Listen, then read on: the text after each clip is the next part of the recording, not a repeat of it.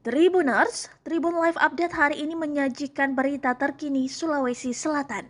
Edisi Jumat 10 Desember 2021 diawali dengan persiapan kader Nahdlatul Ulama mengikuti Muktamar ke-34 di Lampung tanggal 23 hingga 25 Desember ini. Ketua Pengurus Wilayah Nahdlatul Ulama Sulawesi Selatan Kiai Haji Hamzah Harun mengatakan pihaknya akan berangkat pada 21 Desember nanti. Rombongan Sulawesi Selatan bergabung dengan rombongan dari Sulawesi Barat, Sulawesi Tengah, Sulawesi Tenggara, Sulawesi Utara, Gorontalo, Maluku, Papua. Mereka akan charter pesawat dari Makassar ke Lampung. Berikut laporan Sulawesi Selatan hari ini kami rangkum untuk Anda. Selamat menyaksikan. Bismillahirrahmanirrahim. Assalamualaikum warahmatullahi wabarakatuh. Saya ingin sampaikan bahwa berdasarkan rapat pengurus wilayah Nahdlatul Ulama Sulawesi Selatan dengan seluruh pengurus cabang yang ada di setiap kabupaten, kita putuskan bahwa insya Allah pada tanggal 20 Desember akan datang mereka sudah berkumpul di Makassar dan kami akan siapkan hotel atau penginapan. Lalu kemudian insya Allah kami bersama-sama berangkat tanggal 21 Desember menuju Lampung untuk melaksanakan muktamar. Dan insya Allah kami dari Sulawesi Selatan berdasarkan dengan 2 kali rapat konsolidasi memutuskan bahwa insya Allah kami akan mendukung Kiai Yahya Stakuf sebagai calon ketua umum pengurus besar Nahdlatul Ulama dengan tentu pertimbangan yang sangat matang. Yang pertama bahwa memang beberapa kali saya sebagai ketua wilayah Nahdlatul Ulama Sulawesi Selatan menawarkan secara langsung kepada beliau untuk berkenan menyatakan sikap apakah siap maju untuk calon ketua umum PB pada muktamar akan datang, tetapi dalam beberapa kali itu belum pernah direspon. Lalu kemudian kami mengambil kesimpulan bahwa barangkali memang beliau tidak berkesempatan atau tidak berkenan untuk dicalonkan karena memang sebelumnya ada usulan dari Ketua Wilayah Nahdlatul Ulama Jawa Timur kepada beliau selaku Ketua Umum untuk membatasi masa pengabdian Ketua Umum hanya 2 periode. Lalu kemudian pada saat itu beliau juga melakukan menindaklanjuti usulan Jawa Timur itu dalam bentuk Munas atau Kombes di Banjar, Jawa Barat. Dari hasil itu memang sudah diputuskan bahwa untuk ketua umum dibatasi masa pengabdiannya hanya 2 periode. Lalu kemudian Kiai juga dalam muktamar muslimat di lapangan di Jakarta di Stadion Negara, beliau menyatakan bahwa saya hanya sampai di sini. Saya sudah tidak siap untuk maju, silakan memilih, melihat siapa yang kira-kira dianggap pas, lebih tepat untuk melanjutkan kepemimpinan ini. Sehingga berdasarkan dari ini semuanya, kami memahami bahwa Kiai Said bukan berarti bahwa Kiai Said itu gagal dalam melaksanakan kepemimpinannya, atau bukan berarti bahwa Kiai Said ada sosok yang lebih baik daripada beliau, sehingga kami memilih yang lain. Tetapi memang saya kira ini adalah alami sebagai sebuah organisasi yang ingin melihat organisasinya menjadi lancar dan tertata, termanage dengan baik sesuai dengan tantangan yang dihadapi. Maka ya kami memahami bahwa Kiai Said itu mungkin memang memerlukan sosok yang bisa melanjutkan regenerasi beliau, sehingga kami putuskan untuk memilih Kiai Yahya Stakuf, dan kami mendapat sambutan luar biasa dari cabang-cabang tanpa ada tekanan apa-apa pada saat itu. Dan kebetulan baru kemarin saja Pak Kiai Said mendeklarasikan dirinya ingin maju sebagai ketua umum. Tentunya dalam posisi seperti ini kami sudah menyatakan diri, karena prinsip orang Bugis itu taruh ada atau dok puli makan dari paku jambatan masa pipi larang. Kalau kita sudah putuskan tidak mungkin lagi kita berubah-ubah. Itu ciri khas Bugis Makassar. Sirina Pace. Itulah. Jadi saya kira seperti itu yang bisa saya jelaskan. Sekali lagi bahwa Kiai Said adalah seorang pemimpin yang sangat bagus, berwibawa, sukses, tapi dalam posisi seperti ini kami memahami bahwa memang agak sangat dibutuhkan regenerasi di dalam melanjutkan kepemimpinan beliau. Terima kasih. Terima kasih, Pak.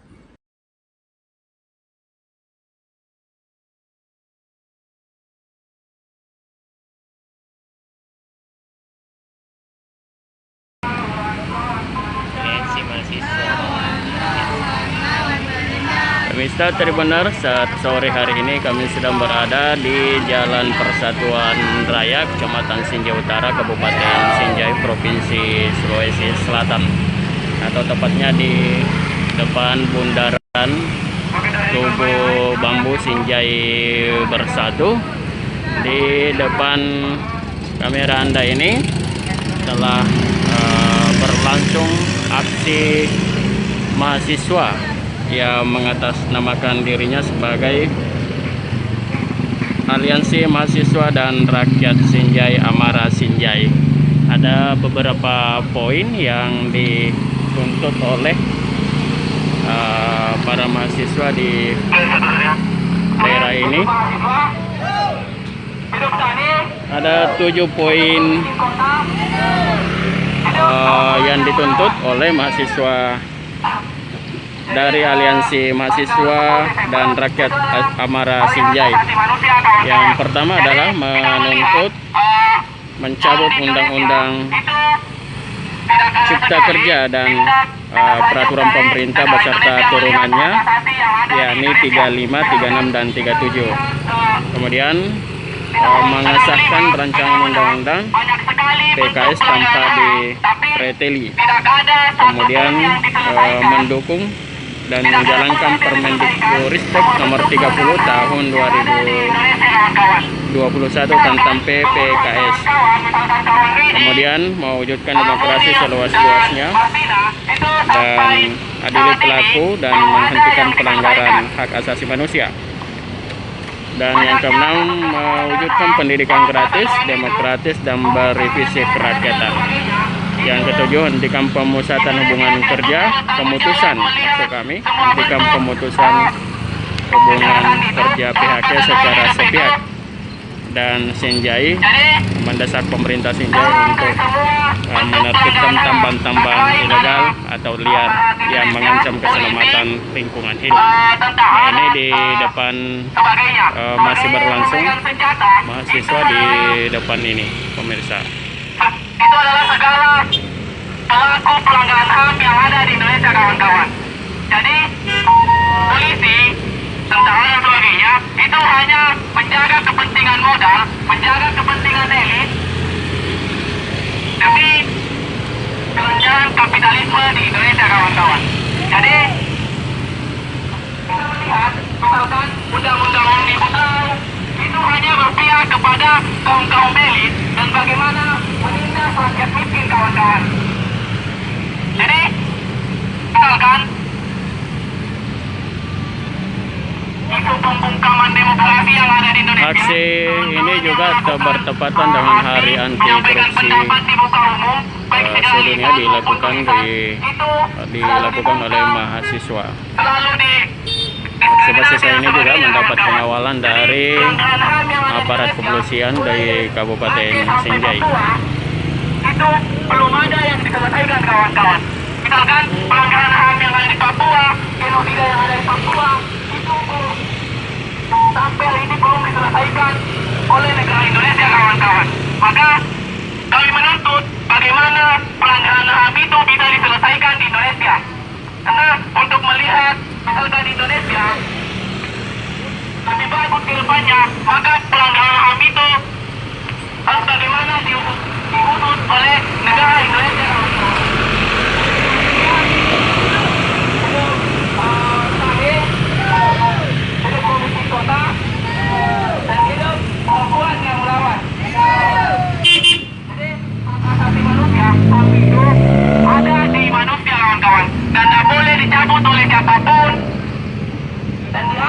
siapapun kecuali Tuhan yang bisa mengambil hak asasi manusia itu. Tapi beda di Indonesia kawan-kawan. Di Indonesia hak itu bisa dipermainkan oleh polisi, oleh tentara dan sebagainya kawan-kawan. Bahkan kawan-kawan kita di Papua bisa dibunuh dan sebagainya tanpa melihat hak asasi manusia yang ada di Papua kawan-kawan. Ya, demikian laporan terkini langsung dari Jalan Persatuan Raya Kabupaten Sinjai. Saya Samsul Bahri melaporkan dari Kabupaten Sinjai. Oke, kawan-kawan.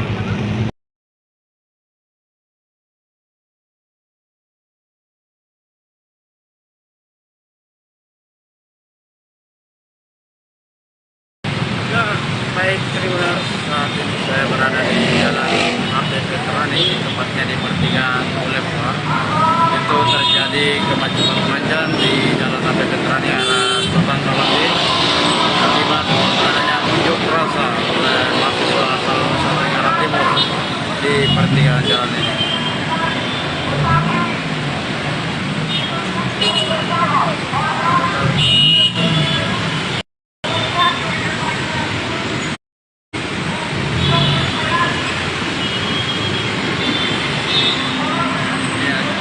Panjang kendaraan di jalan Boulevard ini, mahasiswa tampak menghadang sebuah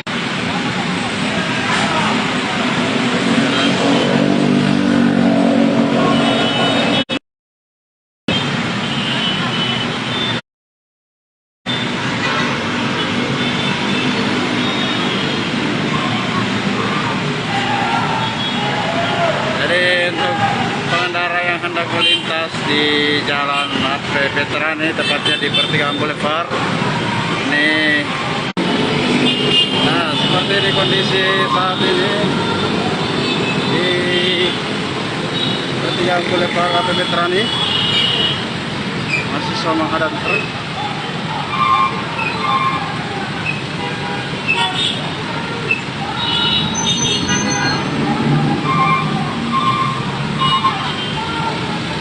Dalam orasinya mereka menyoroti daerah NTT dianggap banyak terjadi ketimpangan. Kemacetan terjadi dari arah Jalan Veterani, dari arah flyover ke arah Jalan Sultan Salahuddin antara panjang. Begitu juga dari jalan arah Boulevard antara panjang terjadi akibat unjuk rasa tepat di pertigaan Jalan Boulevard Akses Veterani.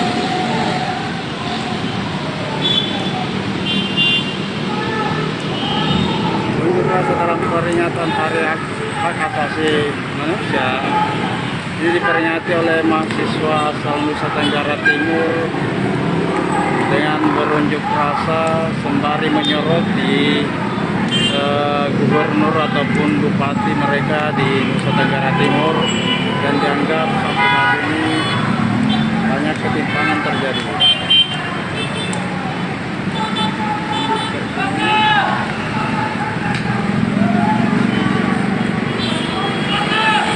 Jadi bagi Tribuners yang hendak melintas di Jalan Akses Veterani, baiknya mungkin mencari jalur alternatif agar tidak terjebak kemacetan panjang seperti ini.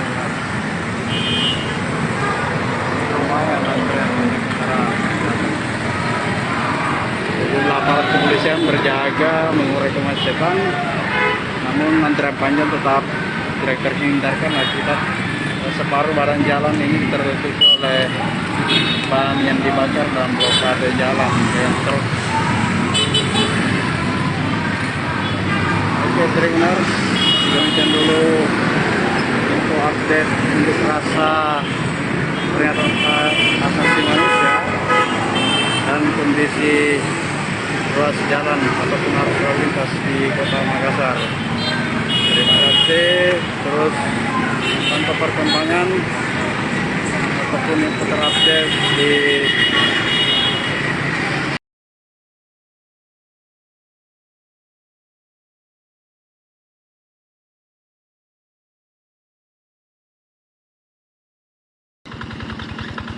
Assalamualaikum warahmatullahi wabarakatuh. Selamat pagi pemirsa Tribunar, dimanapun Anda berada hari ini. Kami sedang berada di wilayah Kecamatan Sinjai Selatan, Kabupaten Sinjai, Provinsi Sulawesi Selatan. Nah, sahabat tani, ini adalah masyarakat sudah memulai menggarap sawahnya di daerah ini dengan mengandalkan air hujan. Ya, air hujan mereka gunakan untuk menggarap sawah mereka.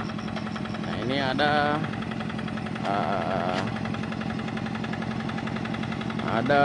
puluhan hektar yang berada di daerah ini, semuanya menggunakan air hujan.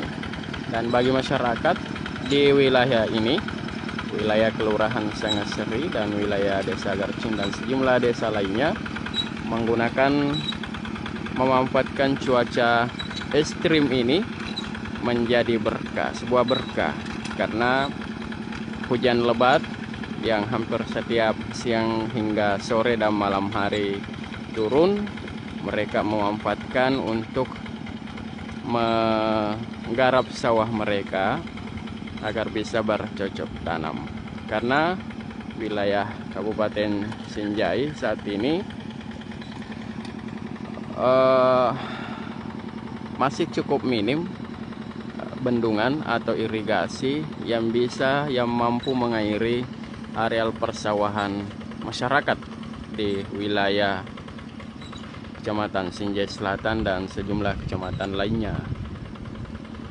Baru-baru ini Bupati Sinjai Andi Seto Gadista Asapa menyampaikan bahwa mendorong masyarakat bagi yang tidak cukup airnya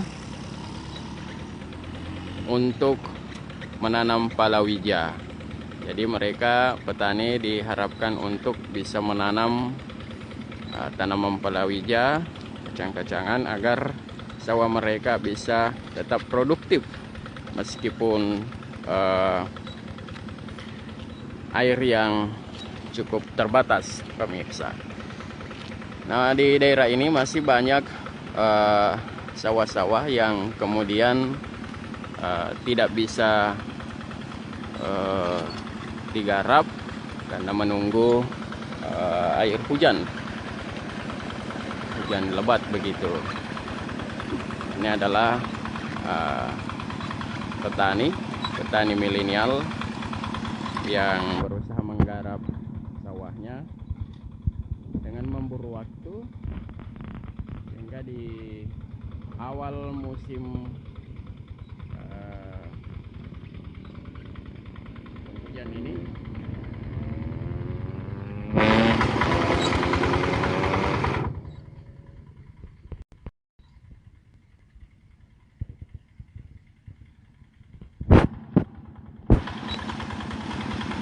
mereka ramai-ramai untuk menggarap sawah mereka.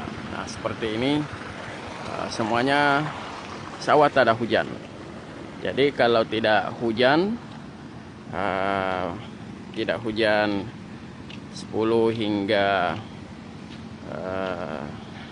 2 minggu, 3 minggu, maka petani di daerah ini sangat kesusahan untuk mendapatkan atau bersawah. Karena itu masyarakat ramai-ramai berlomba-lomba untuk memanfaatkan cuaca ekstrim ini sebagai untuk menggarap sawah mereka. Nah, apalagi satu bendungan yang ada di wilayah ini belum rampung hingga saat ini, yakni Bendungan Aparang 3, wilayah Kecamatan Sinjai Selatan.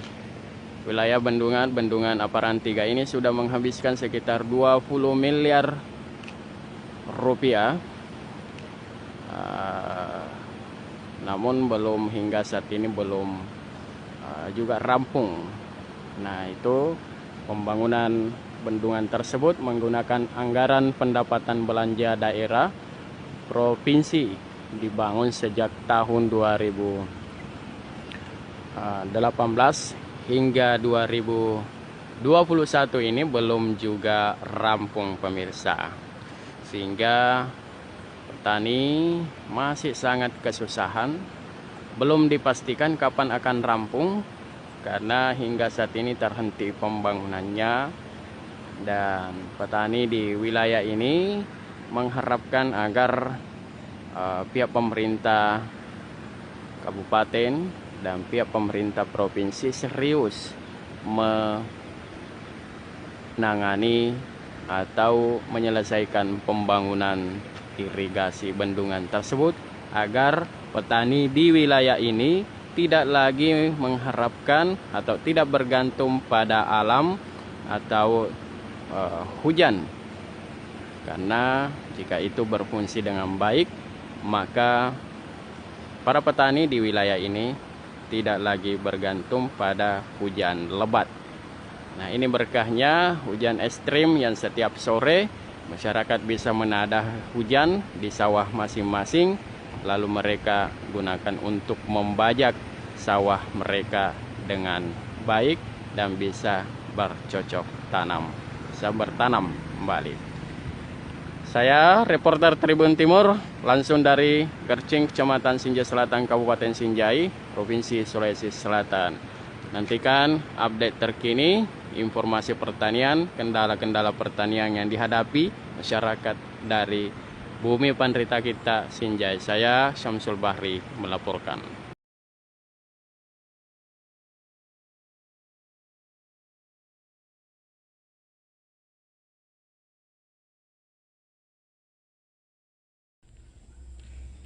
Tribuners, selamat sore. Pada sore ini saya mengabarkan bahwasanya pasca banjir di Dusun Ajakang, Desa Ajakang, Kecamatan Sopeng Riaja, Kabupaten Baru. Banjirnya yang 2 hari yang lalu itu mengakibatkan lumpur naik di jalan raya akibat terbawa arus air, sehingga lumpur naik ke jalan raya. Nah, ini merupakan penampakan lumpur yang ada di jalan raya.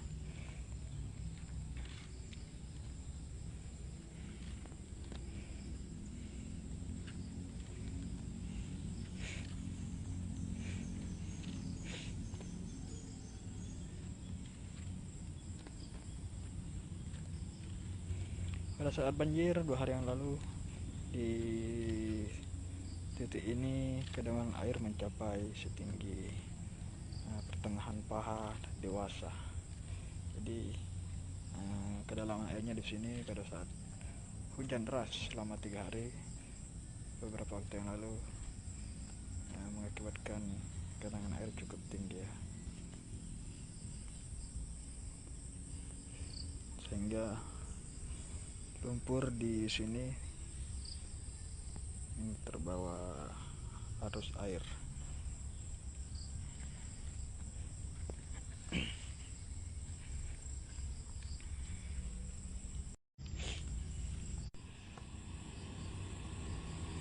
Di kondisi jalan di sini terminal cukup licin ya, sehingga pengguna motor harus lebih ekstra hati-hati.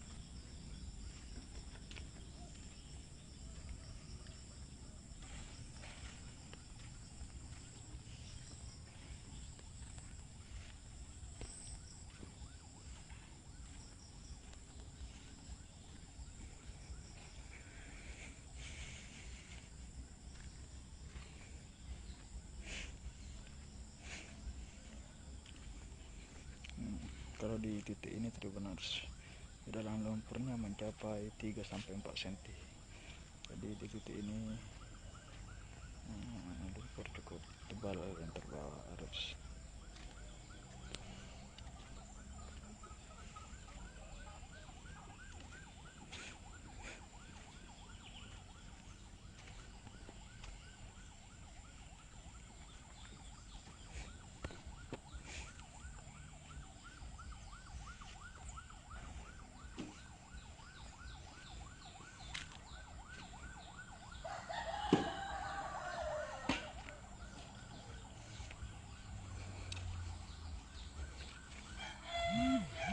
Juga terlihat warga setempat sementara membersihkan lumpur yang menutupi pekarangan rumahnya. Nah, ini cukup mengganggu ya Tribuners.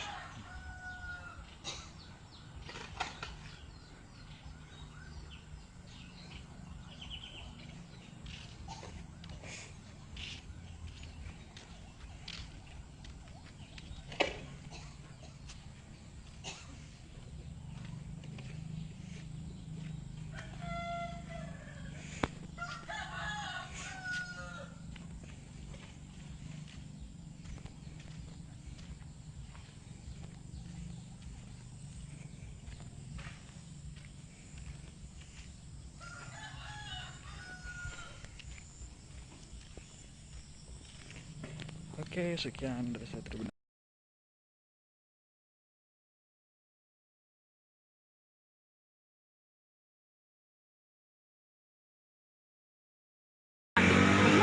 Mengapa? Di dalam hujan itu dalam di halaman macet itu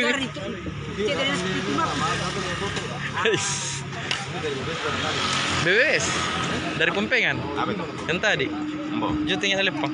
Oh, cocok itu ambil. Soleh laba mi soleh parcel ngina. Ya kan. Lepang foto. Mereka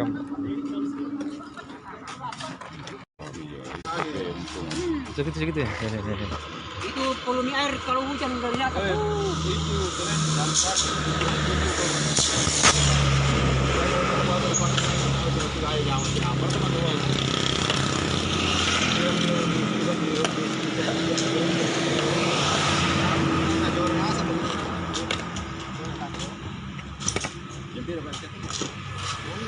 Kasih itu tanah aja kasih. Kasih campur. Oh.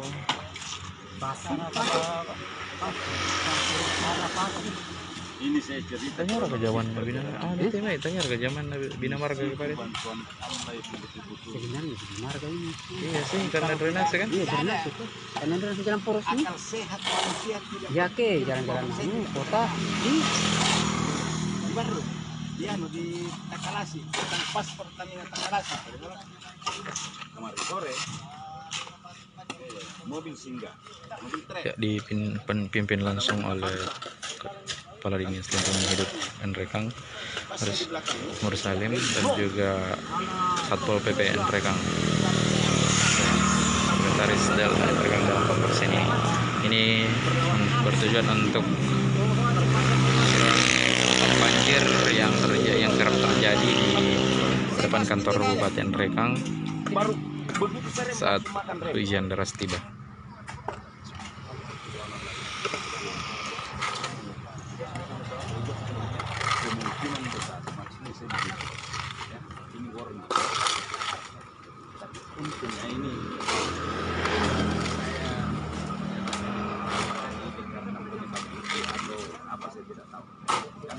Waktu saya sih nggak sembahyang di sebelum Batu, toh sebelum Batu kan masih kemarin halaman.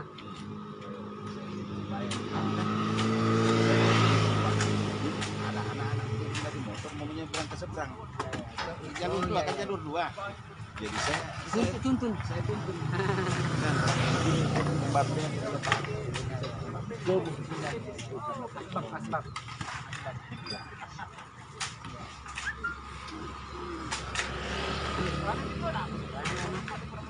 Bagian dari Bah balap sedekah.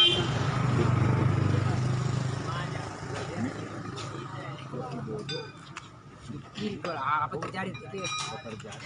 Kunci bilang kecelakaan itu nangkure. Itu batu. Tinggal bohong itu tiba-tiba itu apa nih yang Jadi siapa tidak ada, ini jenderal tidak ada cedera. hancur itu mobil. Nah sampai di sini katanya itu air masyarakat awas kumpul di boleh nggak? Boleh. Oh iya makan ayam. Iya pakai Jenderal.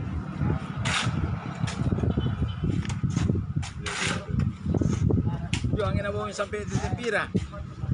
Telepon di Karyadi. Apa cek demo jadi saya santai dari telepon. Bagaimana nak pandemi? Di pandemi ini dia oto nama teh anu 721 Jumar itu tentara. Saudara-saudara baru kan. Bruni. Kok perintah jenderal ini perintah.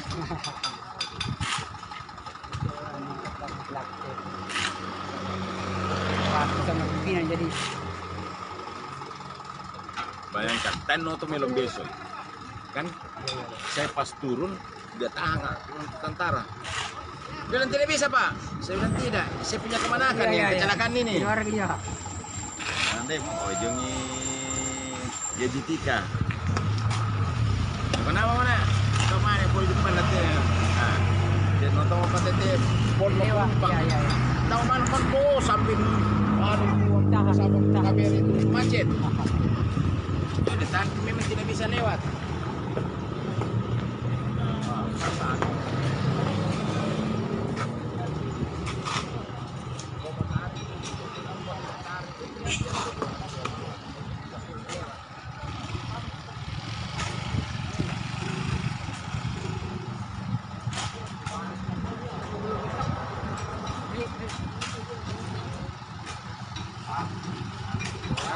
Siapa yang kita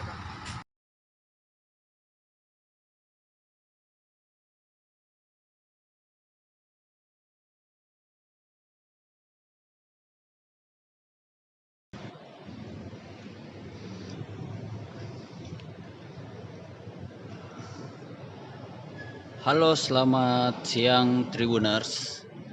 Kali ini saya berada di Masjid Agung Syekh Abdul Ghani yang berada di Jalan Lang, Kecamatan Bantaeng, Kabupaten Bantaeng. Jadi kali ini saya akan mengajak para Tribuners untuk melihat seperti apa kemewahan dari Masjid Agung Syekh Abdul Ghani ini setelah dilakukan renovasi. Jadi hari ini Tribuners sudah kembali dilakukan sholat Jumat untuk yang pertama kalinya setelah Masjid Agung Syekh Abdul Ghani ini direnovasi. Jadi tampak di sini Tribuners kita bisa menyaksikan kemewahan dari Masjid Agung Syekh Abdul Ghani yang dimana pada bagian plafon itu ditambahkan sehingga menjadi lebih mewah. Yang sebelumnya ini hanya polos Tribuners, namun setelah dilakukan renovasi seperti inilah penampakan dari Masjid Agung Syekh Abdul Ghani yang berada di Jalan Lang, Kecamatan Bantaeng ini Tribuners. Di sini juga ada puluhan Tribuners, puluhan lampu yang dipasang di tampak di sini di setiap kotak ada empat lampu yang dipasang, dan sebelumnya Tribuners belum ada atau lampu yang terpasang di Masjid Agung Syekh Abdul Ghani ini hanya polos saja, tidak ada kemewahan dari lampu di Masjid Agung ini. Namun saat ini ditambahkan, dibuat sehingga dibuat menjadi sesuatu yang lebih tampak mewah, sehingga menambah keindahan dari Masjid Agung Syekh Abdul Ghani ini, Tribuners. Dan di sini juga pada bagian kubah juga ditambahkan ada lafaz Asmaul Husna ya, Tribuners, yang dimana sebelumnya ini juga masih polos, Tribuners. Namun kini sudah tampak sangat indah dengan kaligrafi yang dimana kaligrafi ini merupakan Asmaul Husna, Tribuners. Kemudian di sini juga kita bisa melihat seperti apa bagian dinding dari Masjid Agung Syekh Abdul Ghani ini setelah dilakukan renovasi.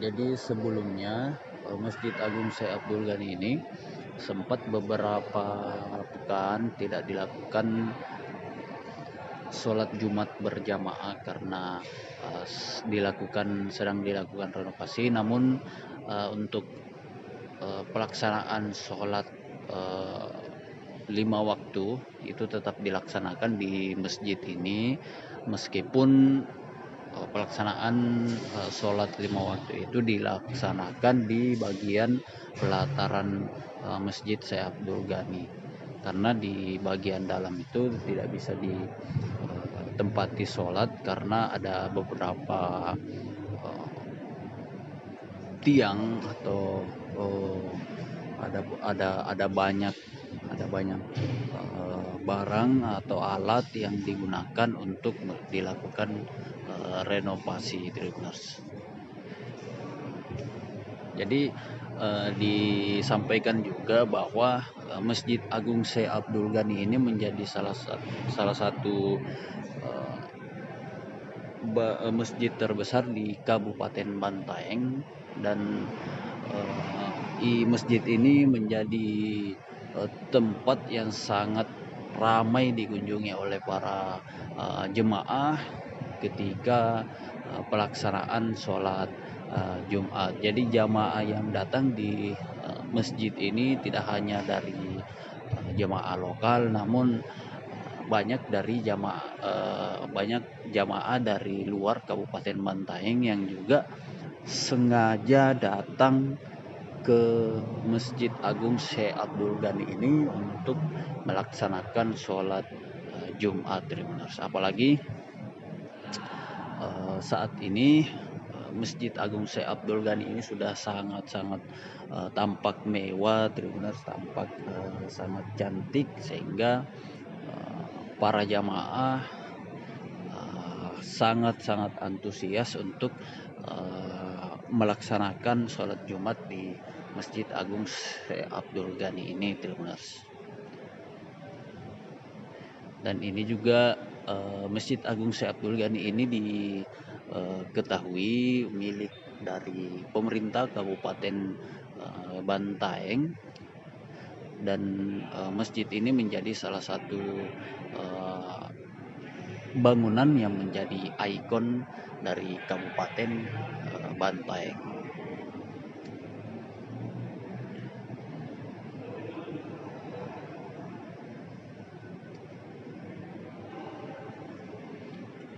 Oh iya, Tribuners. Jadi tempat saya berdiri saat ini itu berada di lantai 2 dan kita bisa melihat untuk lantai pertama itu seperti ini penampakannya, Tribuners.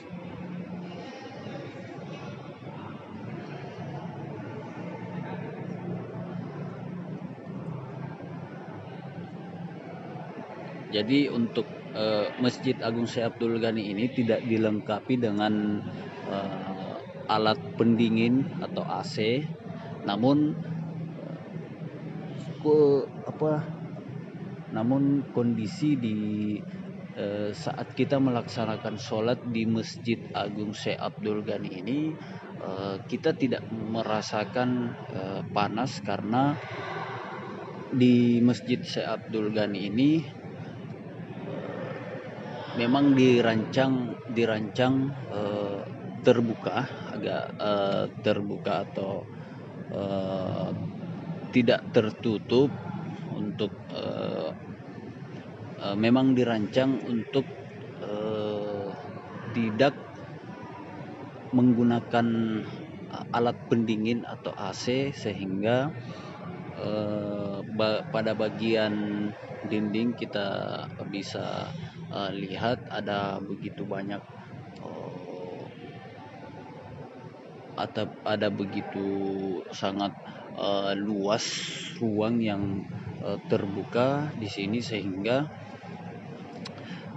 sehingga udara bisa leluasa masuk di Masjid Agung Syekh Abdul Ghani ini. Olehnya itu ketika melaksanakan sholat di Masjid Agung Syekh Abdul Ghani ini kita tidak merasakan panas meskipun Masjid Agung Syekh Abdul Ghani ini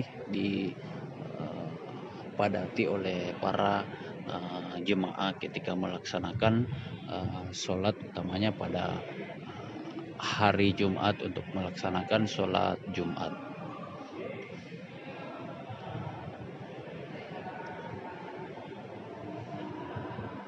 Jadi bagi Tribuners yang mungkin berkunjung ke Kabupaten Bantaeng agar kiranya mengunjungi Masjid Agung Syekh Abdul Ghani ini dan merasakan seperti apa sensasi dari ketika kita melaksanakan sholat di Masjid Agung Syekh Abdul Ghani yang berada di Jalan Elang, Kecamatan Bantaeng, Kabupaten Bantaeng. Oke, Tribuners, mungkin demikian laporan kali ini. Assalamualaikum warahmatullahi wabarakatuh.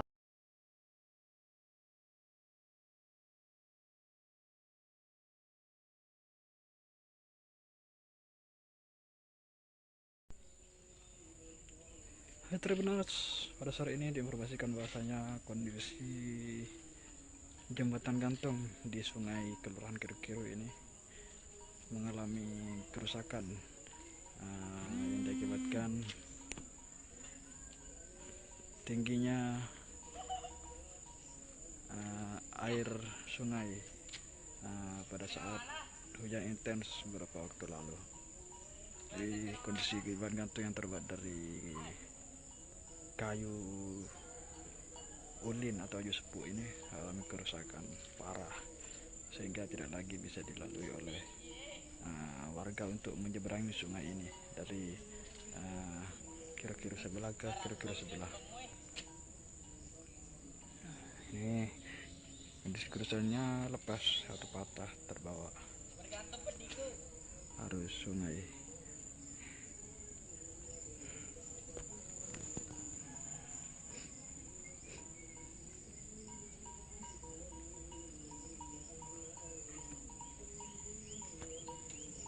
Kondisi jembatannya sekarang miring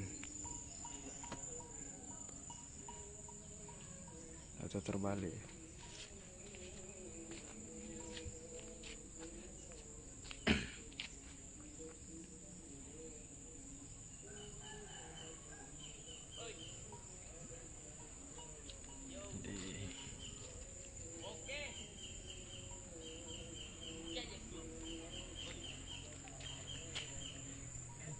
karena ini selain gantungnya yang sebelah kanan putus, sehingga tidak lagi tergantung utuh, melainkan kondisinya miring. Kalau malah balik mo, dito dito kung kawala.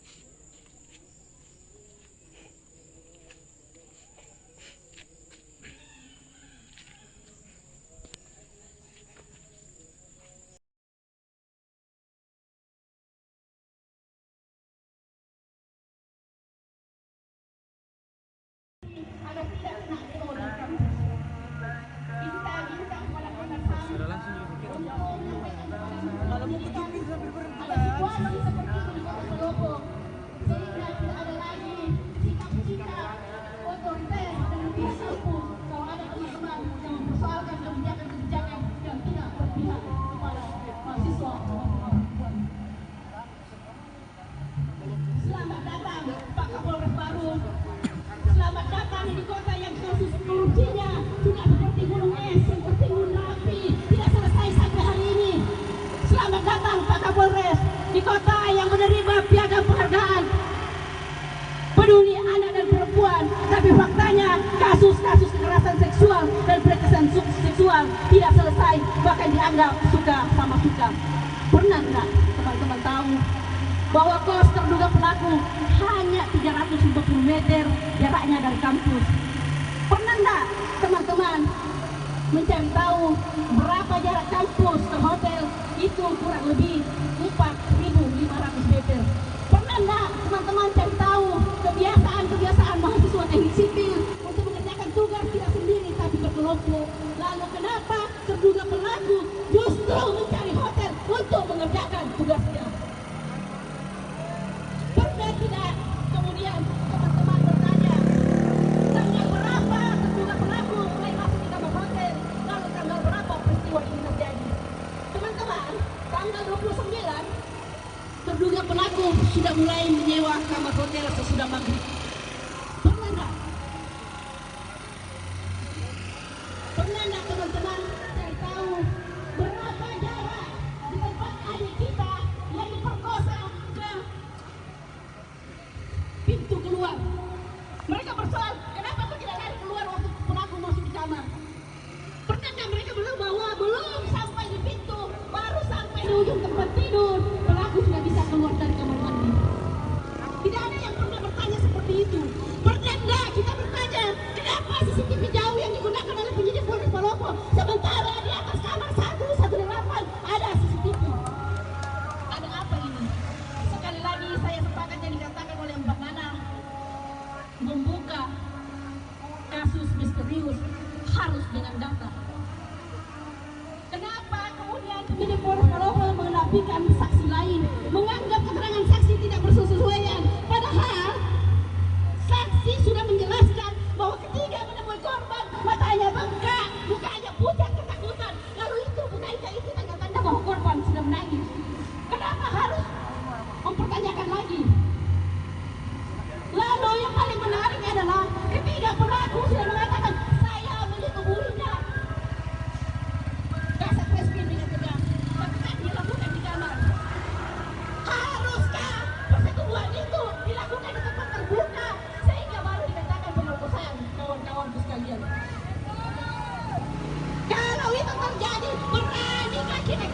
terduga pelaku melakukan pemerkosaan di tempat umum di mana kita sendiri semua berdiri. Saya pikir dan semua alasan-alasan yang disampaikan oleh penyidik Polres Palopo, Pres Kasat Reskrimnya yang juga dokter hukum, saya sangat menarik untuk dilakukan kajian. Dan sekali lagi saya usulkan kepada teman-teman untuk mengumpulkan uang 1.000, membelikan Kasat Reskrim kamus besar bahasa Indonesia supaya dia paham yang namanya kekerasan adalah melakukan pelaporan. Betul tidak, teman-teman? Saya juga menyampaikan kepada teman-teman bahwa teman-teman dari Komnas HAM juga merespon apa yang kita lakukan. Kita melaporkan kinerja penyidik Polres Palopo kepada Komnas HAM, kepada Ombudsman, kepada Kompolnas, biar mereka tahu bagaimana presisinya Polres Palopo, bagaimana bagusnya kinerja Polres Palopo sehingga mendapatkan penghargaan kota peduli anak dan perempuan. Saya kembali di pasal 144 menjelaskan bahwa dua anak bukti sudah cukup untuk menaikkan status ini menjadi tersangka. Sekarang mungkin PDP tapi hal ini saya agak bingung kenapa kemudian Polres Palopo tidak berada pada pihak korban tapi berusaha membuktikan kasus ini suka sama suka, berusaha membuktikan bahwa terduga pelaku tidak bersalah, berusaha membuktikan bahwa kasus ini adalah persidangan yang sama dengan yang dipikirkan oleh pihak perguruan tinggi. Lalu kita bertanya, ada nggak hubungan emosional antara pendidik dengan komisi disiplin di kampus? Ada nggak pertanyaan darah yang sangat keras sehingga mereka memberikan penilaian yang sama? Bukankah ini menjadi sebuah indikator bahwa sebelumnya telah ada komunikasi yang kita tidak tahu bersama? Betul tidak, teman-teman? Sekali lagi, hanya dari perempuan lahir kehormatan. Anda bisa berbangga, Anda bisa berseragam, itu karena didikan perempuan. Jangan nodai perempuan hanya untuk personal sesaat, hanya untuk kepentingan perut dan bebek saja. Terima kasih, saya kembalikan ke Dewa.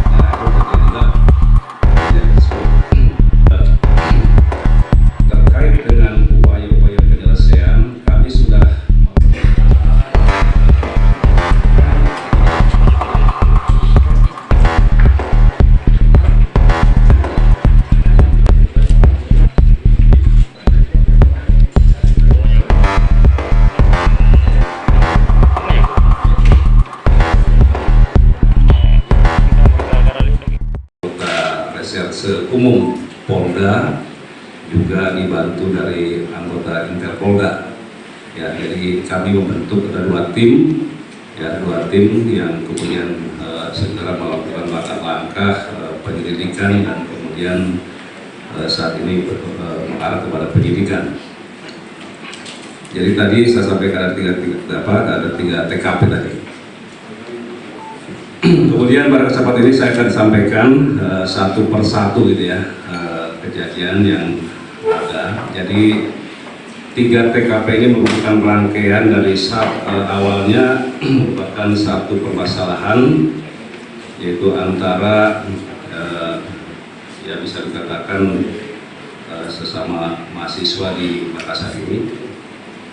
TKP pertama adalah pengungkapan tindak pidana dengan sengaja bersama-sama menggunakan kekerasan terhadap orang dan barang atau penganiayaan atau di muka umum baik secara lisan dan menghasut supaya melakukan perbuatan pidana atau turut serta melakukan tindak pidana atau tanpa hak membawa, kemudian menyimpan, menguasai dan memiliki senjata tajam. Ya, itu apa namanya?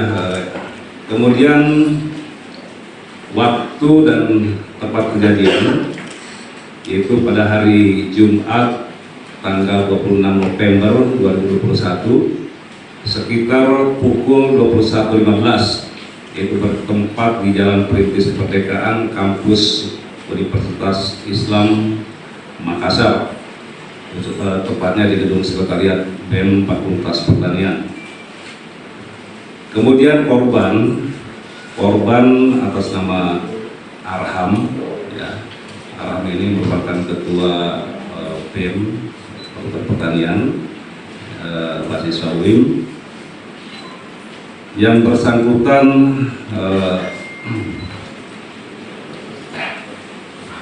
luka-luka ya, karena bisa disabet dengan badik, kemudian menyebabkan tangan kanan maupun kiri. Tangan kiri ini hampir putus, kemudian tangan kanan juga luka-luka gitu, yang masuk kategori luka berat gitu. Sedangkan motifnya adalah karena sakit hati, ya. Reserse Umum Polda juga dibantu dari anggota Interpolda. Ya, jadi kami membentuk ada dua tim yang kemudian segera melakukan langkah-langkah penyelidikan dan kemudian saat ini mengarah kepada penyidikan. Jadi tadi saya sampaikan ada tiga TKP tadi. Kemudian pada kesempatan ini saya akan sampaikan satu persatu gitu ya, kejadian yang ada. Jadi 3 TKP ini merupakan rangkaian dari awalnya merupakan satu permasalahan, yaitu antara ya bisa dikatakan sesama mahasiswa di Makassar ini.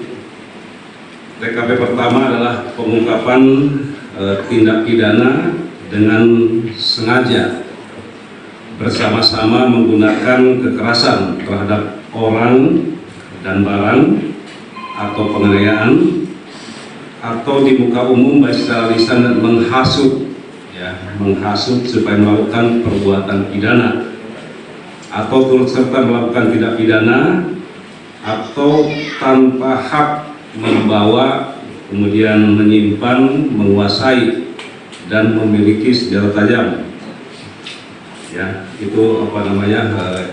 Kemudian waktu dan tempat kejadian yaitu pada hari Jumat tanggal 26 November 2021 sekitar pukul 21.15, yaitu bertempat di Jalan Perintis Kemerdekaan, kampus Universitas Islam Makassar, tepatnya di gedung sekretariat BEM Fakultas Pertanian. Kemudian korban atas nama Arham, ya. Arham ini merupakan ketua BEM Pertanian, Pak Siswa UIN, yang bersangkutan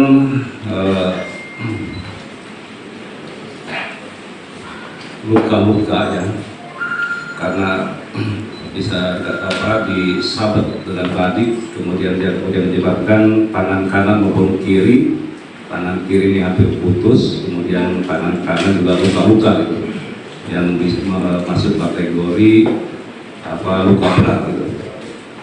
Sedangkan motifnya adalah karena sakit hati ya.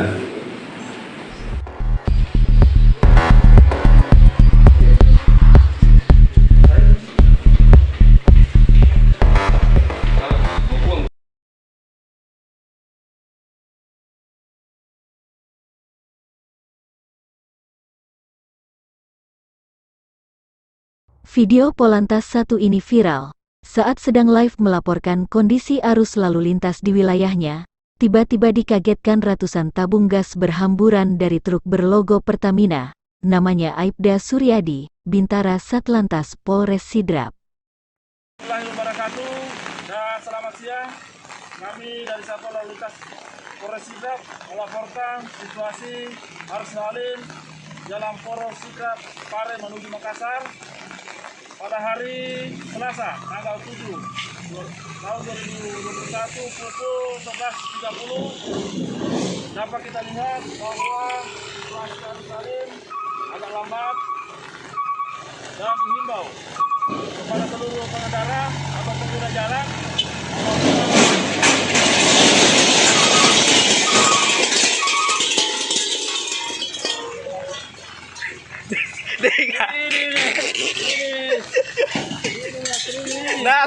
Dah lagi beda deh guys. Sudah pelan-pelan Sedikit gue pen. Kepada tribuntimur.com, ia menceritakan awal mula kejadian yang viral itu. Di TikTok Tribun Timur, videonya sudah dinonton 12 juta kali. Ya, bagaimana Pak ceritanya kemarin waktu ada peristiwa LPG berhamburan di jalan? Bagaimana itu Pak ceritanya? Ceritanya begini. Nah, kemarin mendapatkan perintah dari Kasatlantas untuk memantau situasi dan melaporkan melalui video atau gambar. Dan pada saat bergerak menuju arah Pare-Pare, di jembatan Data Air kami menemukan ada perlambatan kendaraan, sehingga kami turun untuk melihat kondisi. Ternyata pada saat melihat ada jalan rusak, jembatan penghubung mengalami kerusakan, ada lubang, sehingga pada saat itu untuk melaporkan situasi live. Pada saat live tiba-tiba ada kendaraan pemuat tabung gas melintas dan mengalami kerusakan pada pintu belakang, penutup pintu belakang mobilnya, sehingga tabung gas tersebut berhamburan keluar di jalan. ada itu gundukan injak Pak waktu kenapa itu apa namanya waktu truknya berhambur gasnya apa injak? Itu karena pengaruh jalan rusak, jalan berlubang pada ujung jembatan, sehingga mobil mengalami agak tersendat atau oleng ya, sehingga terpental berhamburan tabung gasnya. Oh gitu Pak. Terus ini Pak, waktu tabung gasnya itu berhambur Pak, bagaimana respon tak? Saya pada saat itu merasa kaget dengan adanya kejadian itu. Perasaan saya pada waktu itu takut meledak. Iya. Namun setelah kejadian itu merasa aman, sehingga kami bersama warga dan sekitar situ kebetulan yang melintas membantu mengevakuasi tabung gasnya untuk dinaikkan kembali atau diamankan ke mobil tersebut.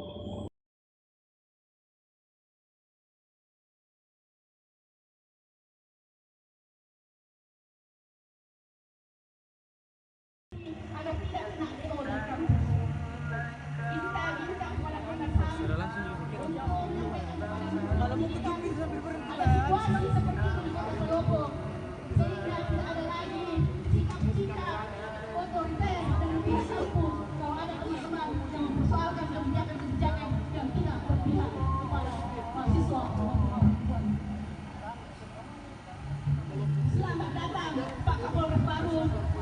Selamat datang di kota yang kasus korupsinya sudah seperti gunung es, seperti gunung api, tidak selesai sampai hari ini. Selamat datang Pak Kapolres di kota yang menerima piagam penghargaan peduli anak dan perempuan, tapi faktanya kasus-kasus kekerasan seksual dan pelecehan seksual tidak selesai, bahkan dianggap suka sama suka. Pernah enggak teman-teman tahu bahwa kos terduga pelaku hanya 350 meter jaraknya dari kampus? Pernah enggak teman-teman mencari tahu berapa jarak kampus ke hotel? Itu kurang lebih 4.500 meter. Pernah enggak teman-teman cari tahu kebiasaan mahasiswa teknik sipil untuk mengerjakan tugas tidak sendiri tapi berkelompok? Lalu kenapa terduga pelaku justru mencari hotel untuk mengerjakan tugasnya? Pernah tidak kemudian teman-teman bertanya tanggal berapa terduga pelaku mulai masuk di kamar hotel, lalu tanggal berapa peristiwa ini terjadi? Teman-teman, tanggal 29 terduga pelaku sudah mulai menyewa kamar hotel sesudah maghrib. Pernah enggak? Pernah enggak teman-teman cari tahu berapa jarak di tempat adik kita yang diperkosa ke pintu keluar? Mereka bersoal, kenapa kau tidak lari keluar waktu pelaku masuk di kamar? Pernah enggak mereka bilang bahwa belum sampai di pintu, baru sampai di ujung tempat tidur, pelaku sudah bisa keluar dari kamar mandi? Tidak ada yang pernah bertanya seperti itu. Pernah enggak kita bertanya, kenapa CCTV jauh yang digunakan oleh penyidik Polres Palopo sementara di atas kamar 118 ada CCTV? Ada apa ini? Sekali lagi saya sepakat yang dikatakan oleh Mbak Nana, membuka kasus misterius harus dengan data. Kenapa kemudian penyidik Polres Palopo menafikan saksi lain, menganggap keterangan saksi tidak bersesuaian, padahal saksi sudah menjelaskan bahwa ketika menemui korban matanya bengkak, mukanya pucat ketakutan. Lalu itu bukankah itu tanda-tanda bahwa korban sudah menangis? Kenapa harus mempertanyakan lagi? Lalu yang paling menarik adalah ketika pelaku sudah mengatakan saya menyetubuhinya, kasat reskrim dengan tegas, tapi kan dilakukan di kamar. Haruskah persetubuhan itu dilakukan di tempat terbuka sehingga baru dikatakan pemerkosaan, kawan-kawan sekalian? Kalau itu terjadi, beranikah kira-kira terduga pelaku melakukan pemerkosaan di tempat umum? Tidak ada kita sendiri semua berdiri. Saya pikir dan semua alasan-alasan yang disampaikan oleh penyidik Polres Palopo, plus kasat reskrimnya yang juga dokter hukum, sangat menarik untuk dilakukan kajian. Dan sekali lagi saya usulkan kepada teman-teman untuk mengumpulkan uang 1.000, membelikan kasat reskrim kamus besar bahasa Indonesia supaya dia paham yang namanya keterangan adalah melakukan pelaporan. Betul tidak teman-teman? Saya juga menyampaikan kepada teman-teman bahwa teman-teman dari Komnas HAM juga merespon apa yang kita lakukan. Kita melakukan kinerja penyidik Polres Palopo kepada Komnas HAM, kepada Ombudsman, kepada Komnas, biar mereka tahu bagaimana presisinya Polres Palopo, bagaimana bagusnya kinerja Polres Palopo sehingga mendapatkan penghargaan kota peduli anak dan perempuan. Saya kembali di pasal 144 menjelaskan bahwa dua anak bukti sudah cukup untuk menaikkan status ini menjadi pidana. Sekarang mungkin PDP, tapi hari ini saya agak bingung kenapa kemudian Polres Palopo tidak berada pada pihak korban, tapi berusaha membuktikan kasus ini suka sama suka, berusaha membuktikan bahwa terduga pelaku tidak bersalah, berusaha membuktikan bahwa kasus ini adalah persidangan yang sama dengan yang dipikirkan oleh pihak perguruan tinggi. Lalu kita bertanya, ada nggak hubungan emosional antara pendidik dengan komisi disiplin di kampus? Ada nggak perkalian darah yang sangat keras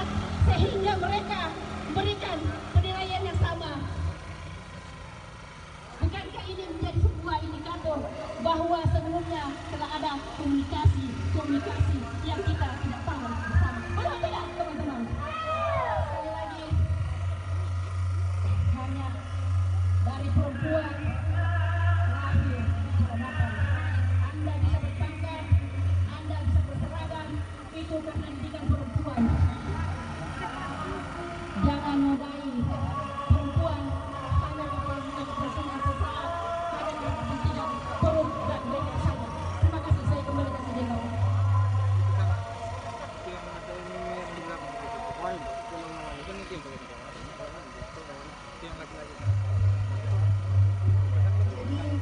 semua instansi, karena kita adalah Tuhan yang Maha Esa yang mesti juga beribadah, jadi mungkin aksi kita pada sore hari ini diistirahatkan untuk salat asar.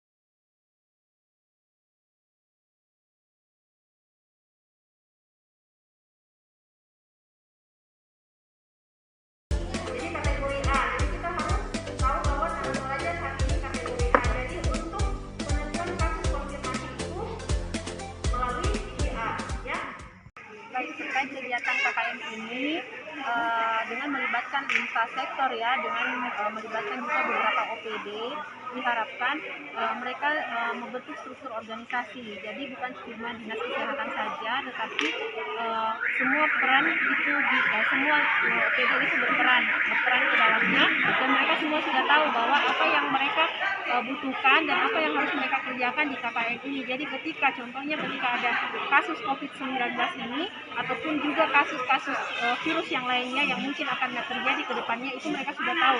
Jadi ada kedaruratan, masing-masing tim itu bisa tahu tugasnya apa dan apa yang sudah kita laksanakan. Dan draft dari SK ini, dari susunan ini akan dibawa ke staf kepresidenan dan itu akan ditandatangani oleh pimpinan atau kepala daerah Kabupaten Toraja. Terima kasih. Ya, misalnya salah satunya kan ini ada lagi tentang varian baru COVID. Intinya sudah siap ya untuk penanggulangannya. Ya, seharusnya sudah siap dengan terbentuknya tim tersebut karena varian baru ini hampir sama dengan varian Delta tetapi lebih ringan. Ya. Untuk masyarakat apakah ada panduan agar turut andil di dalam ini? Pasti akan ada andil dalam. Jadi dengan adanya terbentuk tim ini akan dilakukan diskusi ataupun rapat untuk menyusun apa saja kegiatan yang akan dilaksanakan, termasuk pedoman untuk diberikan kepada masyarakat. Ya. Kolaborasi kan ini juga dihadiri dari beberapa OPD, Bu. Nanti kolaborasinya itu seperti apa, Bu? Pastinya akan ada terbentuk tim dan memang melibatkan semua OPD. Jadi satu kabupaten itu akan bekerja sama-sama. Jadi nanti kami akan membuat satu rapat kembali untuk membentukkan tim, memfikskan semuanya dan semuanya sudah tahu bahwa apa fungsi dan tugasnya itu mereka sudah lakukan di situ. Iya.